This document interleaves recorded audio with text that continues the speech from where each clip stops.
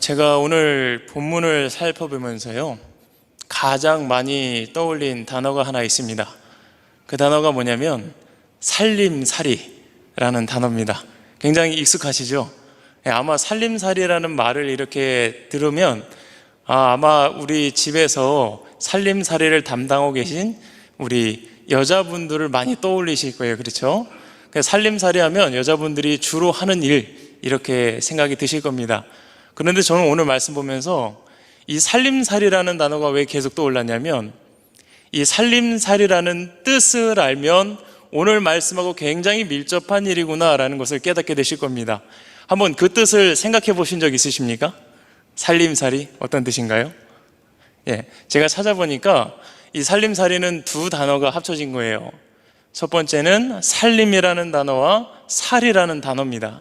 살림은 뭐냐면 말 그대로 살린다, 치리한다 라는 뜻을 가지고 있고, 살이는 삶이라는 뜻을 가지고 있습니다. 그러니까 살림살이가 무슨 말이에요? 사람의 삶을 치리하고 다스린다, 이런 뜻을 가지고 있는 겁니다. 오늘 저는 하나님의 말씀을 바라보면서 우리의 삶을 하나님께 온전히 내어 맡겨드릴 때 우리의 삶을 살림살이 하시는 하나님을 깨닫게 되었던 것입니다. 그러니까 살림살이는 사람의 삶, 인생을 치리하고 다스리는 일인데, 이것을 좀 더 쉽게 말하면 이 땅에서 살아갈 수 있도록 먹이고 입히고 재우고 하는 모든 것을 관리하는 분이 계시다는 것입니다. 그러면 저는요, 지금 이 순간에 우리 성도님들께 아주 유명하신 분이 하신 말씀이 있거든요. 살림살이에 대해서 아마 다 기억하실 텐데요, 이 말로 인사를 한번 드렸으면 좋겠습니다. 우리 성도님들, 이 코로나19 이후에 살림살이 좀 나아지셨습니까? 어떠세요? 제가 알기로는 굉장히 어려워졌다고 듣고, 제 주변에도 굉장히 어렵게 살아가고 계신 분들이 많이 있는 것을 보게 됩니다. 코로나를 겪으면서 가장 타격을 많이 입은 것이 생계의 문제라고 생각합니다. 살림살이가 어려워졌습니다. 먹고 살 길이 막막해지고 경제도 삐걱거리고 익산만 보아도요, 없어진 가게가 너무나 많이 있습니다. 경제적으로 너무 힘들고 어려운 시간을 우리는 지금 보내고 있습니다. 새로운 시대적 흐름에 편향되지 못하면 일순간 도태되어서 일자리를 잃어버리는 그런 시대를 살아가고 있습니다. 평생 직장도 사라진 지 오래입니다. 성도님들의 살림은 어떠신지요? 혹여나 큰 어려움을 겪고 계신 분들이 계십니까?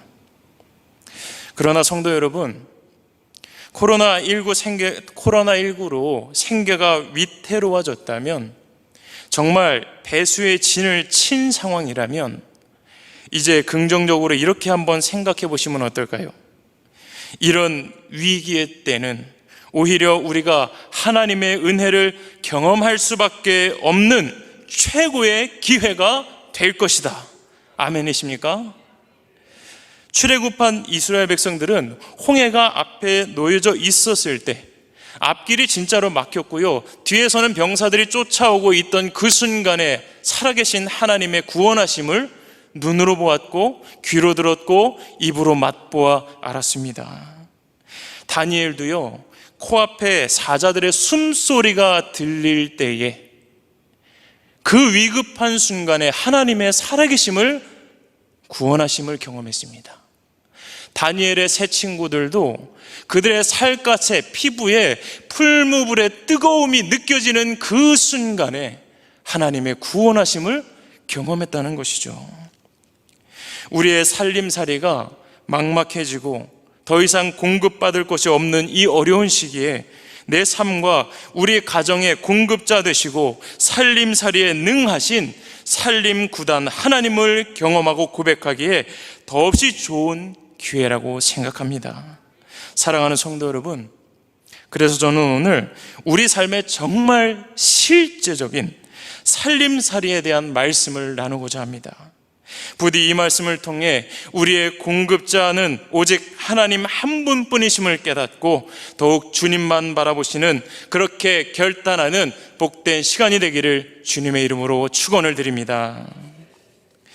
오늘 본문은 우리가 너무나 잘 아는 말씀입니다. 하나님께서 엘리야에게 까마귀 그리고 사르밧 과부를 통해 먹을 양식을 공급하시는 내용입니다. 엘리야는 어떤 사람입니까? 엘리야의 이름 자체는 하나님이 여호와시다라는 고백을 가진 이름을 가진 자입니다. 하나님의 선지자로 바알과 아세라를 무너뜨린, 그들이 아무것도 아닌 것을 많은 이스라엘 백성들에게 보여주었던 능력 있는 하나님의 종이었습니다. 반대로요, 엘리야가 활동하던 이 당시에 바알과 아세라를 섬겼던 사람들이 있습니다. 바로 북이스라엘을 다스리던 아합과 이세벨입니다. 아합과 이세벨은 우상 숭배에 심취해 있었습니다. 엘리야는 하나님이 여호와시다라고 선포하는 자입니다.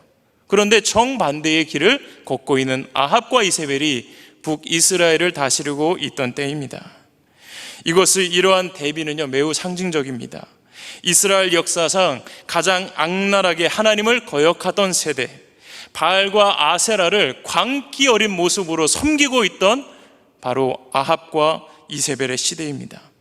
이런 상황 가운데 하나님은 여호와시다라는 이름을 가진 엘리야를 들어 사용하시는 하나님의 그 목적과 의도를 우리는 깨달을 수 있는 것입니다. 그런데 오늘 본문에서 그런 위대한 선지자의 모습으로는 보여지지 않습니다. 바알과 아세라를 섬기는 아합과 이세벨 왕비에게 쫓기는 신세의 엘리야의 모습이 등장하고 있습니다. 그리고 시간적으로 보면 오늘 일어난 본문의 말씀은 바알과 아세라 선지자들과의 싸움 이전에 일어난 일입니다. 그러면 엘리야는 왜 아합과 이세벨에게 쫓기는 신세가 되었을까요? 그 이유는 본문 17장 1절에 아주 잘 기록해 놓았습니다. 이 말씀 한번 같이 읽어봤으면 좋겠습니다. 준비가 됐을까요? 같이 읽어보겠습니다. 시작. 길르앗에 우거하는 자 중에 디셉 사람 엘리야가 아합에게 말하되 내가 섬기는 이스라엘의 하나님 여호와께서 살아계심을 두고 맹세하노니 내 말이 없으면 수년 동안 비도 이슬도 내리지 아니하리라 하니라. 엘리야가요, 자신의 말이 없으면 수년 동안 비도 이슬도 내리지 않는 극심한 가뭄이 시작될 것이라 선포한 것입니다. 하나님께서 그를 통하여 시키신 일입니다. 그러니까 하나님께서 엘리야에게 시키셨는데 엘리야의 말은 내 입에서 이 가뭄이 끝날 것이다라는 말이 안 나오면 이 가뭄은 계속될 것이다 선포했으니 아합과 이세벨 입장에서는 이 엘리야를 붙잡아서요, 어떻게든 그 입을 열어가지고 가뭄을 끝내야 되는 것입니다. 그래서요, 하나님께서 이 엘리야를 아합과 이세벨로부터 지키시려고 그릿 시냇가로 도망가게 하셨다는 것입니다. 하나님은 그런 엘리야를 그릿 시냇가로 부르셨습니다. 이 3절과 4절이거든요. 제가 한번 읽어드리겠습니다. 엘리야에게 이렇게 말씀하십니다. 너는 여기서 떠나 동쪽으로 가서 요단 앞 그릿 시냇가에 숨고 그 시냇물을 마시라. 내가 까마귀들에게 명령하여 거기서 너를 먹이게 하리라. 지금 하나님은 엘리야를 살리고 계십니다. 어떻게 하면 살 수 있는지를 알려주셨고 까마귀를 통해 먹을 양식을 공급하여 살리고 계십니다. 지금 하나님은 친히 엘리야를 살림하고 계십니다. 그의 살림살이를 돌보고 계신 것입니다. 그리고 얼마간의 시간이 지났을까요? 그릿 시냇가에 샘이 말랐습니다. 강물이 마른 겁니다. 가뭄이니까요. 그때 하나님께서 다시 엘리야에게 이렇게 말씀하십니다. 8절과 9절입니다. 여호와의 말씀이 엘리야에게 임하여 이르시되 너는 이제 일어나 시돈에 속한 사르밧으로 가서 거기에 머물라. 내가 그곳 과부에게 명령하여 내게 음식을 주게 하였느니라. 이번에는요, 가진 것이 너무 없어서 이제 먹고서 죽으려고 하는 과부에게 얻어먹으라는 거예요. 저는요, 이 말씀 볼 때마다 이런 생각을 해요. 만약에 제가 엘리야의 상황이라면 저는 절대로 과부의 그 상황을 보고 저에게 그 밀가루를 내놔라라고 말 못할 것 같습니다. 하나님이 엘리야에게 지금 시키셨거든요. 엘리야는 순종했는데 저는 이 말씀 볼 때마다 과연 제가 너무나 굶주려 있어서 이제 먹고 죽으려 하는 과부 앞에서 그 음식을 달라고 할 수 있을까? 저는 못할 것 같아요. 근데 오늘 엘리야가요, 그 말씀에 순종해서 시돈 땅 사르밧으로 가서 거기서 과부를 만나서 요청합니다. 내게 빵을 달라. 어찌되었든 엘리야는 말씀에 순종하여 그 사르밧 과부에게 양식을 달라 하였고, 그 순종을 통해 엘리야는 먹을 양식을 공급받았을 뿐만 아니라 사르밧 과부가 자신의 밀가루통과 기름병이 마르지 아니하는 기적을 경험하게 되었습니다. 그리고 오늘 본문에서 중요한 사실은요, 그 밀가루통과 기름병이 언제까지 마르지 아니하였다고 기록하죠? 하나님께서 그 땅에 비를 내리시기까지 마르지 않게 하셨다 고백하고 있습니다. 하나님은 이렇게 우리가 생각할 수 없는 방식과 방법들로 엘리야를 먹이시고 생명을 보존하게 하셨습니다. 다시 말하면 엘리야의 살림살이, 사르밧 과부의 살림살이를 하나님께서 책임지셨다는 것입니다. 이제 앞의 내용들을 잠시 정리해 보겠습니다. 엘리야는 어떤 상황이었습니까? 한 나라의 왕에게 쫓기고 있었습니다. 그러니 또한 양식을 구하러 도시로는 나갈 수 없었겠죠. 또 어떠했습니까? 자연 환경이 녹록지 않았습니다. 가뭄으로요, 곡물을 구할 수 없는 상황이었습니다. 곧 엘리야가 생각할 수 있는, 양식을 구할 수 있는 모든 방법이 끊겨졌다는 말을 드리고 있는 것입니다. 엘리야의 힘으로는 이제는 가질 수 없는 상황에 이르렀다는 것입니다. 그때 하나님께서 어떻게 하십니까? 미물인 까마귀와 아무것도 가진 것 없는 사르밧 과부를 통해서 엘리야의 살림을 돌보신 하나님을 발견하게 되는 것입니다. 아무것도 없던 과부를 통해 풍성하게 공급받게 하셨는데 어찌 하나님을 부정할 수 있겠습니까? 미물인 까마귀를 통해서 나의 먹을 것, 엘리야의 먹을 것을 공급받게 하셨는데 어찌 하나님을 부인할 수 있겠습니까? 이것은 그 누구도 부정하지 못하는 하나님의 채우심이고 공급하심이었습니다. 사랑하는 성도 여러분, 오늘 본문의 말씀이 우리를 통해 알게 하는 것은 진정 살림하시는 분, 나와 내 가족과 내 가족의 공급자가 되시는 분은 오직 여호와 하나님 한 분뿐이심을 확신하시기를 주님의 이름으로 축원을 드립니다. 하나님은 우리가 생각지 못한 방법들을 뛰어넘어서 넘치도록 부어주시는 분이심을 믿으시고 확신하시기를 주님의 이름으로 축원을 드립니다. 그런데요, 여기서 중요한 것이 있습니다. 엘리야가 이런 공급을 받는 하나님을 경험할 수 있었던 이유가 무엇일까요?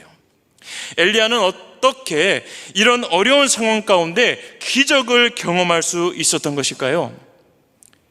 바로 이해할 수 없는 하나님의 명령일지라도 순종했기 때문입니다.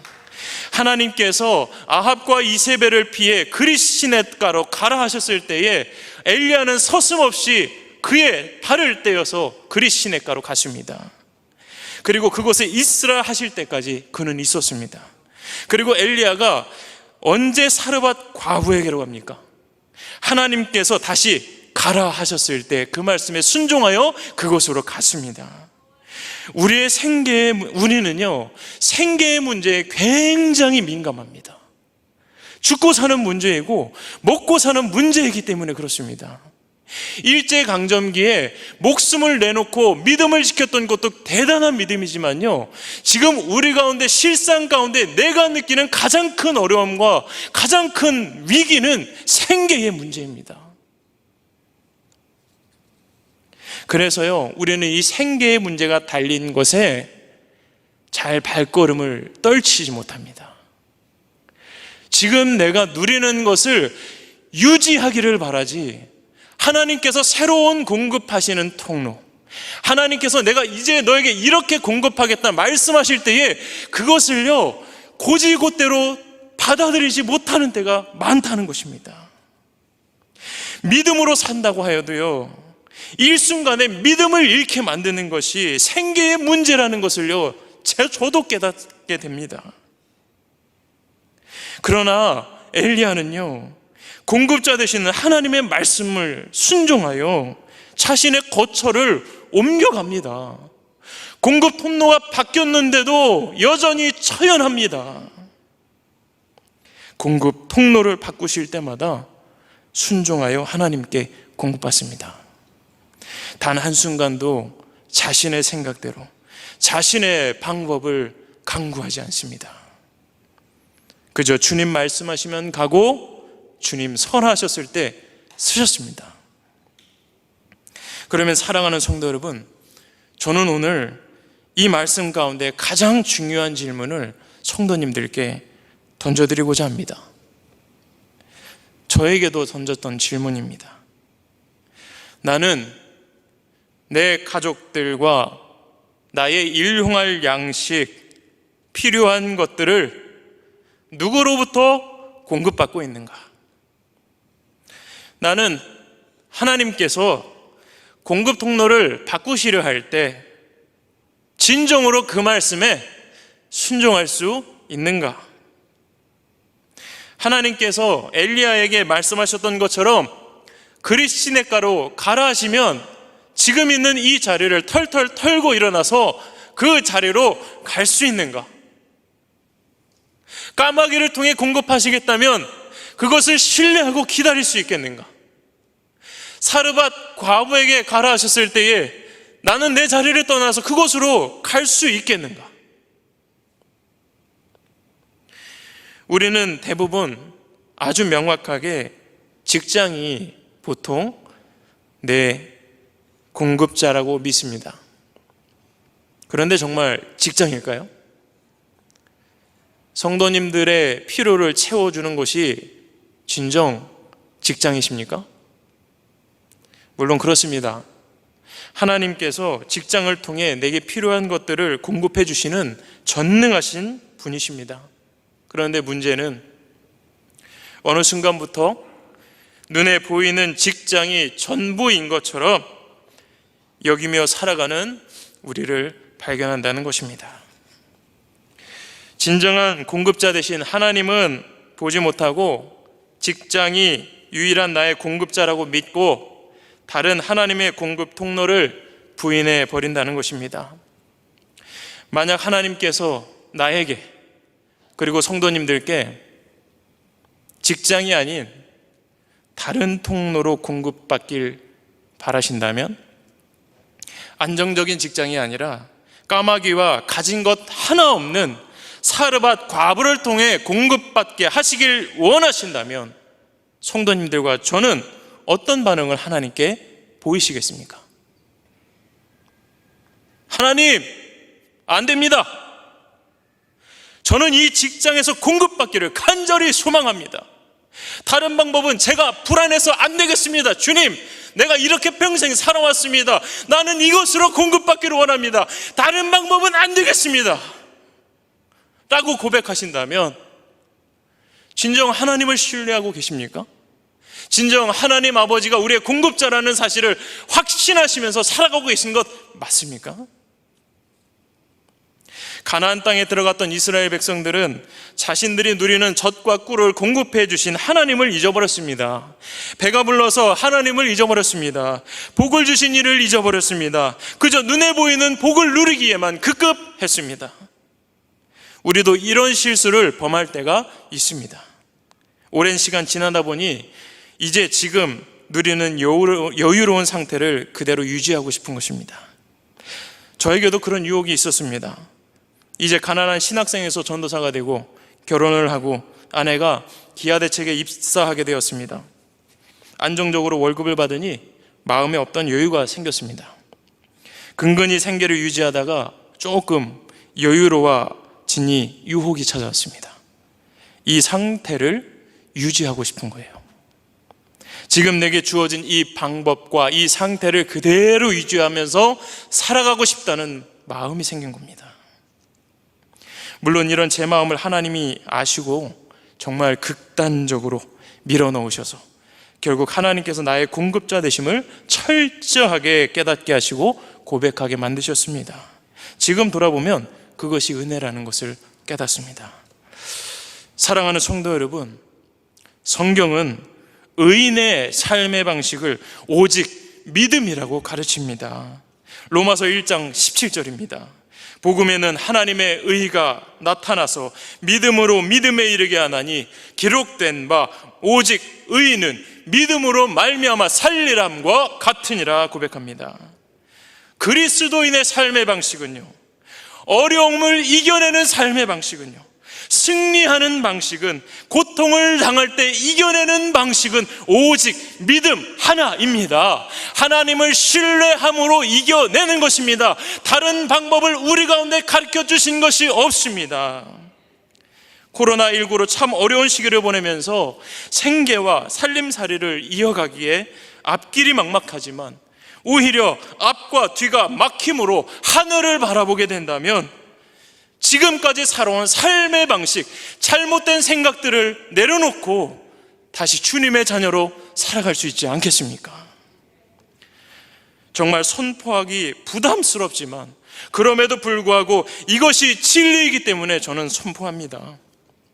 우리가 지금 몸담고 있는 기업과 사업체와 직장은 하나님께서 우리에게 공급하시는 여러 방법들 중에 하나이지 전부가 아니라는 것을 믿으시기 바랍니다.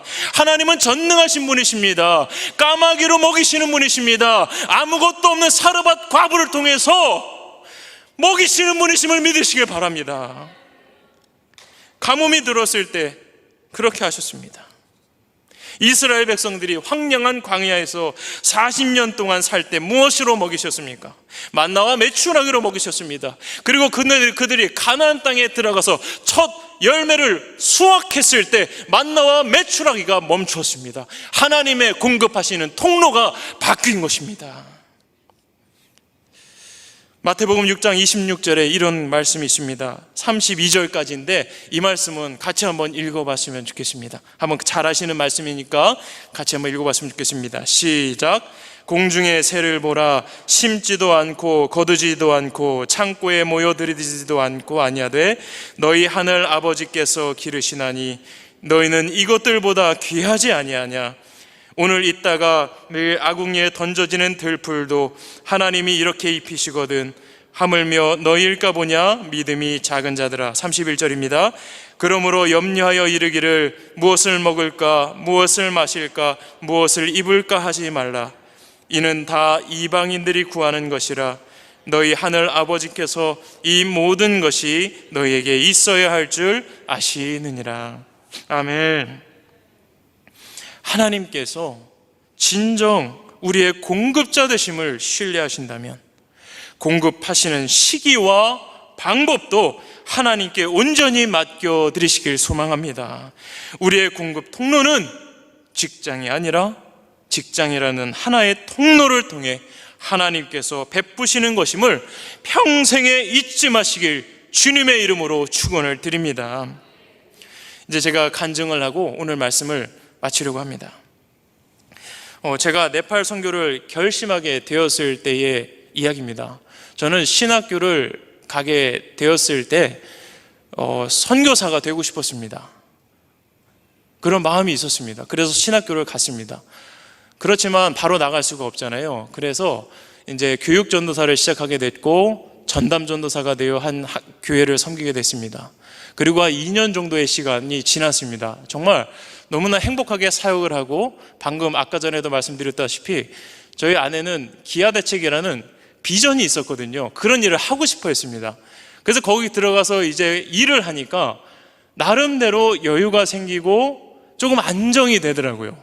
그 전까지는 막 재정적으로 너무 많이 힘들어가지고 막 전담 전도사인데 말씀드리기 부끄럽게도 막 100만 원 받고 이랬어요. 근데 너무 힘들다가 좀 여유로워지니까 안정이 되고 평안이 있더라고요. 그런데 이렇게 이제 사역을 잘 하고 있는데 하나님께서 금요철, 아직도 기억합니다. 금요철에 거의 막바지에 기도를 하고 있었는데 하나님께서 마음에 음성을 주시는데 이런 음성을 주셨어요. 종인아, 가라. 제가 어떻게 했을까요? 신학교 갈 때부터 선교사가 되고 싶다, 하나님이 그렇게 저를 사용하셨으면 좋겠다, 이런 생각을 가진 사람이었는데 하나님께서 가라 하셨을 때 제가 어떻게 반응했을까요? 1번 주님 가겠습니다. 2번 무시했다. 어떻게 하셨을 것 같으세요? 답은 2번입니다. 2주 동안 못 들은 척, 제게 말하는 것 아니라고 생각하면서 밀어냈어요. 왜냐면요, 지금 이제 여유롭기 시작했는데, 이제 전담 사역을 하면서 하나님 지금 이 자리에서 성도님들하고 있는 게 너무 행복한데요, 저는 이거 하고 싶은데요, 그래서 못 들은 척 했습니다. 그렇게 2주를 보내는데 계속해서 말씀하시는 거예요. 이제 가라. 그래서 어떻게 했을까요? 3주 만에 승복하고 주님 그럼 가겠습니다 라고 고백을 했어요. 그런데 아직도 여운이 남아있는 터라 조건을 걸었습니다. 그 조건이 뭐냐면 단 하나의 조건인데, 하나님 가라는 거 알겠어요, 가겠는데요, 확증을 주세요. 그 확증이 뭐냐면 제가 담임 목사님께 간다고 말씀을 드릴게요. 그럴 때 담임 목사님이 붙잡지 않으시면 하나님의 뜻으로 알겠습니다, 이렇게 했어요. 근데 대부분 아시죠? 부교육자가 어디를 간다 그러면 담임 목사님들은 예의상 한 번은 잡습니다. 아시죠? 잡아요. 그래서 제가 우리 담임 목사님을 신뢰했습니다. 한 번은 잡아주시겠지. 그러면 내가 잘못 알아들었구나, 그렇게 생각을 하고 있었는데, 금요철학 끝나고 토요일날 이제 회의를 하려고 아침에 갔어요. 회의를 다 마치고 나서 말씀을 드렸습니다. 목사님, 제가 네팔에 가야겠습니다. 어떻게 했을까요? 제가 마음에 상처를 입었습니다. 안 잡으셔요. 정말로요, 놀라운 일이었어요. 제가 거기서요, 오해하실까봐 잘 못했던 것도 아니고요, 그 목사님하고 너무 잘 맞아가지고 정말 행복하게 목회를 하고 있었는데, 목사님 제가 이제 가야겠습니다 그랬더니 준비해야겠구만 이러고 나서 끝났어요. 준비하라는 거예요. 그래서 제가 가야겠구나 이제 마음을 접었어요. 그리고 나서 저희 아내한테도 이제 얘기를 했습니다. 이제 가야 될 것 같아. 그래서 아내에게 물어봤더니 3가지, 여기는 더 많이 구했더라고요. 3가지를 구했는데 그 3가지에 다 응답을 하신 거예요. 그래서 가게 됐습니다. 가게 됐는데 제일 문제가 뭘까요? 전도사이고 아직 바운더리도 넓지 않고 문제는 생계입니다. 선교사로 가긴 가야겠는데 이 생계의 문제를 해결할 수가 없는 거예요. 그래서 어떻게 했을까요? 기도했습니다. 하나님 가겠습니다. 그런데요, 지금 제 상황에서는 이거를 어떻게 감당할 수가 없어요. 어떻게 하나님 채워주시겠습니까? 라고 물었어요.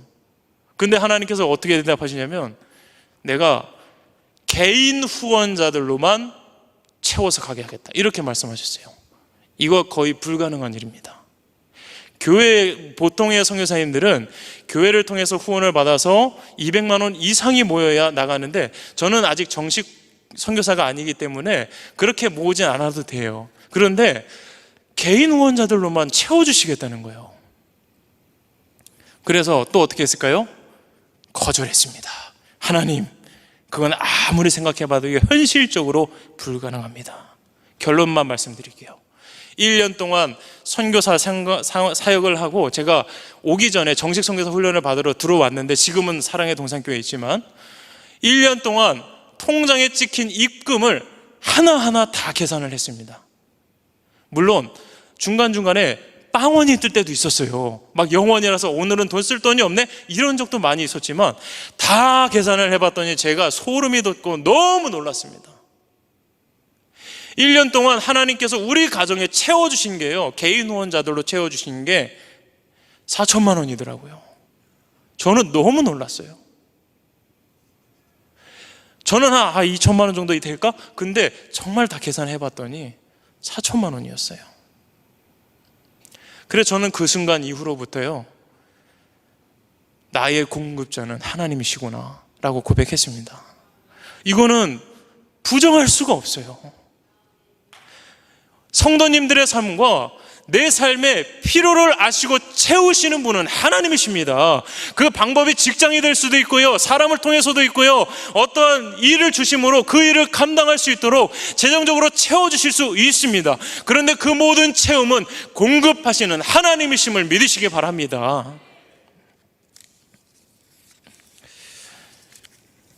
오늘 말씀을 이제 마치겠습니다. 지푸라기라도 잡은 어려운 상황 가운데 발이 닿지 않는 물에 빠지듯 허우적거리고 있는 것처럼 느껴질 때가 있습니다. 더 이상 살아갈 수 없다는 아주 부당한 생각이 우리의 마음을 가득 채울 때가 있습니다. 그러나 성도 여러분, 하나님은 그럴 때 우리에게 까마귀와 과부를 통해 공급하시는 분이시고 우리를 살림하시는 분이심을 믿으시길 바랍니다. 진정한 믿음은 믿지 못할 때에 믿는 것입니다. 믿지 못하는 상황 가운데에 믿음을 고백하는 것이 진정한 믿음입니다. 풀물불이 활활 타오르는 것을 눈앞에 보고 있는 그 상황 속에서 다니엘의 세 친구들은 이렇게 고백했습니다. 왕이여, 우리가 섬기는 하나님이 계시다면 우리를 맹렬히 타는 풀무불 가운데서 능히 건져내시겠고 왕의 손에서도 건져내시리이다. 그렇게 하지 아니하실지라도 왕이여, 우리가 왕의 신들을 섬기지 아니하고 왕이 세우신 금신상에게 절하지도 아니할 줄을 아옵소서라고 고백합니다. 저는 이 고백이요, 진정 믿음 있는 자의 고백이라 생각합니다. 하나님은 하실 수 있지만 그렇게 하지 아니하실지라도 분명한 이유가 있다는 고백입니다. 생계의 문제, 살림의 문제, 가장 현실적인 이 문제들을 가장 영적인 시각으로 바라보시길 주님의 이름으로 축원을 드립니다. 내가 지금 나와 내 가족들을 위한 생계, 살림살이의 문제를 공급자 되신 하나님께 맡겨드리는 복된 삶이 되시기를 주님의 이름으로 축원을 드립니다. 하나님은 살림 구단이십니다. 기도하겠습니다. 우리 함께 기도할 때에 이렇게 기도했으면 좋겠습니다. 하나님, 내 삶과 가정과 생계를 주님께 맡겨드립니다. 하나님, 너무나 처절합니다. 살려주세요. 주님께서 우리의 삶을 이끌어가 주세요. 나의 필요를 채워주세요. 주님만을 신뢰하게 하여 주옵소서라고 기도하시고, 그리고 주님 말씀하실 때에 그 말씀에 온전히 순종하는 삶을 살게 하여 주옵소서라고 우리 두 가지 기도 제목 놓고 함께 기도하며 나아갔으면 좋겠습니다. 우리 주여 한번 부르시고 함께 기도하겠습니다. 주여, 하나님 아버지, 주님 살아계심을 신뢰합니다. 우리의 삶을 이끌고 계시고 하나님 땅의 들풀도 먹이시며 하나님 또한 그들을 입히시며 하늘에 나는 새도 보살피시고 입히신다 말씀하시면서 하물며 너희일까 보냐 믿음이 적은 자들아 말씀하시는 주님을 기억하게 하여 주시옵소서. 주님께서 우리 가운데 말씀하셨음을 기억하게 하여 주옵소서. 하나님, 코로나19로 우리의 생계가 위협받고 있습니다. 하나님, 너무나 어려운 상황을 살아가고 있습니다. 하나님, 그럼에도 불구하고 우리의 삶을 책임지시며 까마귀와 사르가 과부를 통하여서 먹이시는 하나님을 하나님 깨닫게 하심을 기억하게 하심을 감사드립니다. 우리의 믿음, 그러한 믿음 갖게 하여 주옵소서. 하나님, 풀무불 앞에서 그 위기의 순간 믿음을 고백했던 것처럼 하나님, 오늘도 살아계신 하나님을 전적으로 신뢰하게 하여 주옵소서. 하나님, 우리의 눈에 보이는 실질적인 생계의 문제를 영적인 눈으로 바라보게 하여 주시옵소서. 영적인 하나님께 의지하게 하여 주시옵소서. 하나님, 우리의 방법은 이제 할 것이 없습니다. 우리의 능으로는 할 수 없음을 고백합니다. 하나님께서 돌보아 주세요. 우리 성도님들의 삶을 돌보아 주세요. 어려움을 당하고 있는 우리를 찾아오셔서 위로하시며 힘주시는 하나님을 경험하는 귀한 시간 되게 하여 주시옵소서. 코로나19를 두려워하지 아니하게 하시고 그럼에도 불구하고 우리 가운데에 먹을 것과 입을 것과 쓸 것을 공급하시는 하나님을 신뢰하게 하여 주시옵소서. 이것으로 우리의 믿음을 넘어뜨리게 하는 악한 마귀는 예수 그리스도의 이름으로 명하노니 떠나갈지어다. 오직 하나님의 음성에만 집중하게 하여 주옵소서. 우리를 살리시는 주님의 음성에만 집중하게 하여 주옵소서. 주님의 도우심을 바라며 살아가게 하여 주시옵소서. 두려워하지 말게 하여 주옵소서. 주님 인도하여 주시옵소서. 감사드립니다. 예수님의 이름으로 기도드립니다. 우리의 공급자 되시는 하나님 아버지, 우리의 생계의 문제를 주님 앞에 맡겨드립니다. 주님만이 우리의 공급자가 되시고 살리는 자가 되십니다. 우리의 먹고 마시는 것, 그리고 입히시는 것까지도 책임지시며 하나님의 나라와 영광을 위해 살기 바라시는 하나님을 잊지 않게 하여 주옵소서. 내게 지금 주시는 공급 통로를 우상 숭배하지 않게 하시고 오직 주님만 의지하며 삶을 살아가게 하여 주옵소서. 참 어려운 시절을 보내고 있는 성도님들과 수해 입은 많은 사람들과 어려움에 처해 있는 많은 이들을 주님 기억하여 주옵소서. 나라와 이웃을 돌보아 주시고 주님의 성실하심을 경험케 하여 주옵소서. 감사드리며 예수님의 이름으로 기도드립니다. 아멘. 10년 전으로 돌아가 보니까 제가 교단의 선교사들을 훈련시키는, 그러니까 러시아를 먼저 다녀와서 선교 한 텀을 하니까 저한테 선교사 훈련을 좀 맡아달라 해서 교감 역할을 해서, 그때 우리 말씀을 오늘 전하신 김종인 목사님의 아버님 되시는 김승근 선교사님이 훈련생으로 들어오셔서 저보다 훨씬 선배님이시지요. 그리고 20년이 훌쩍 지나갔습니다. 그러니까 뭐 그 아버지 그 아들이지 뭐 김종인 목사가 별 수 있겠어요. 뭐 저 안에는 선교사의 그 막 뜨거운 피가 흐릅니다. 그래서 언젠가는 선교지 간다고 그럴 거라는 건 제가 늘 생각을 하고 있지만 저는 절대로 그래 가라 안 할 겁니다. 예, 한 10번은 말릴 거고요. 또 한 가지 중요한 상황은 제가 선교사 전문가입니다. 저 대학원도 선교 전공했으니까 그 선교지의 그 기독인 인구 분포가 5% 미만이 내려가면 거기를 재선교지라 그럽니다. 대한민국의 기독교 인구가 지금 몇 명일까요? 몇 퍼센트일까요? 작년, 노년 다 합하면 20%가 조금 안 된다 그러고요. 청소년, 청년들은 2% 미만입니다. 100명 중에 2명이니까 그렇게 선교지예요, 여기가. 김 목사님 여기가 선교지랍니다. 그래서 김 목사님에게 맡긴 그 각별한 선교 그 사명이 하나님께서 계획이 있으셔서 붙잡아 놓으신 거지 제가 붙잡은 게 아닙니다. 그래서 정말 이 마지막 때에 젊은이들과 다음 세대를 위해서 훌륭한 분들이 다 선교지에 가버리면 안 되잖아요. 그러니까 우리 대한민국의 선교가 이미 재선교지입니다. 그래서 저렇게 훌륭한 목사님을 남겨두신 거라고 저는 믿고 제가 잡았다는 생각은 절대 안 합니다. 예, 여러분도 각별히 더 많이 우리 다음 세대를 위해 기도 많이 해주시고, 또 우리 교회 젊은이들이 막 어제 그 우리 스가랴서 보니까 어린 아이들, 청년, 처녀들이 뛰논다 그랬는데 우리 교회 막 여기저기 발에 채이는 뭐 애기들 막 왁짝왁짝 제잘제잘하는 소리가 다시 들렸으면 하는 그런 간절한 소원. 이러한 선교 사역을 우리 교회가 감당해서 익산을 한 번 더 다시 뜨겁게 불타오르게, 믿음으로 불타오게 하는 그런 사명을 우리 귀한 목사님 말씀 들으며 저한테는 그런 감동이 왔습니다. 할렐루야. 예, 딴 생각 품을까 봐 제가 못 박아 놓는 것입니다. 네, 고맙습니다. 한 주간도 건강하시고 또 주일날 뵙도록 하겠습니다. 제가 헌금을 위한 기도 드리고 주기 도문으로 마치겠습니다.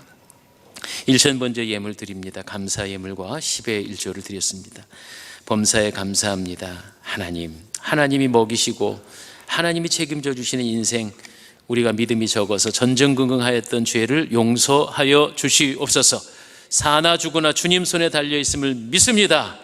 지금 이 순간도 병석에 있어서 연약한 육신 주님 앞에서 찾아가셔서 라파 치유의 광선을 베푸셔서 생의 책임은 하나님께 있다는 것을 믿음으로 고백하는 성도들 되게 하옵시고, 물질로 궁핍하여 가슴 아프고 불안하지만 하나님, 지금까지 살리신 것도 하나님이요 늦은 비로 이른 비로 인도하신 하나님이심을 믿고 감사를 드립니다. 저희들에게 믿음을 허락하여 주시옵소서. 예물을 드려 범사에 감사하는 귀한 손길, 1000번제를 드리는 간절한 소원 주님 응답하사 염려 변하여 간증거리 되게 하옵소서. 예수님 이름으로 축복하고 기도합니다. 하늘에 계신 우리 아버지, 아버지의 이름을 거룩하게 하시며 아버지의 나라가 오게 하시며 아버지의 뜻이 하늘에서와 같이 땅에서도 이루어지게 하소서. 오늘 우리에게 일용할 양식을 주시고 우리가 우리에게 잘못한 사람을 용서하여 준 것 같이 우리 죄를 용서하여 주시고 우리를 시험에 빠지지 않게 하시고 악에서 구하소서. 나라와 권능과 영광이 영원히 아버지의 것입니다. 아멘.